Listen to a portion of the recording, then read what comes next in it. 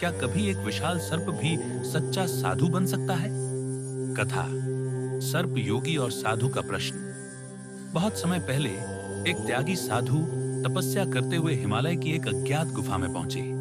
गुफा के बाहर चेतावनी दी गई थी, यहाँ एक विशाल नाग निवास करता है जो किसी को जीवित नहीं छोड़ता।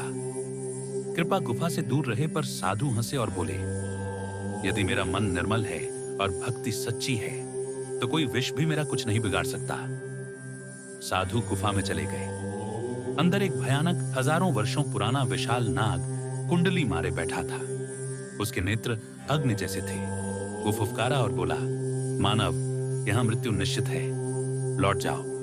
साधु शांत भाव से बोले, मैं मृत्यु से नहीं डरता, मैं तो सत्य की खोज में हूं। नाग कुछ क्षण मौन रहा, फिर धीरे धीरे उसकी आवाज बदलने लगी। नाग शांत हो गया और बोला, तू पहला मनुष्य है जो मुझसे डरकर भागा नहीं। तू जानता है मैं कौन हूं? साधु ने कहा, तू कोई सामान्य नाग नहीं। तेरे नेत्रों से मुझे पता चल रहा है कि तू निश्चित रूप से कोई सिद्ध योगी रहा होगा। नाग बोला, सही पहचाना। हजारों वर्ष पूर्व मैं एक अहंकारी साधक था। सिद्धियां पाकर अभिमान आ गया। मां भगवती ने मुझे श्राप दिया, तू सर्प बनेगा जब तक कोई सच्चा साधु तुझे नम्रता का ज्ञान न दे। फिर नाग ने साधु से पूछा, साधु मुझे बताओ, सत्य क्या है? साधु बोले, सत्य वह है जो समय से परे है, न जन्म न मृत्यु, बस एक अखंड चेतना। अहंकार से हम उस सत्य से दूर हो जाते हैं। सर्प की आंखों में आंसू आ गए।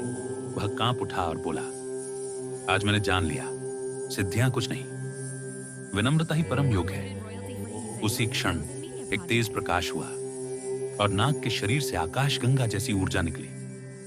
वो रूपांतरित हो गया एक तेजस्वी योगी के रूप में। मां भगवती का आशीर्वाद हुआ और वो साधु के चरणों में झुक गया। जिसके पास ज्ञान है, अगर उसके साथ नम्रता नहीं तो वह ज्ञान भी बंधन बन जाता है। सच्ची भक्ति में अभिमान नहीं, समर्पण होता है।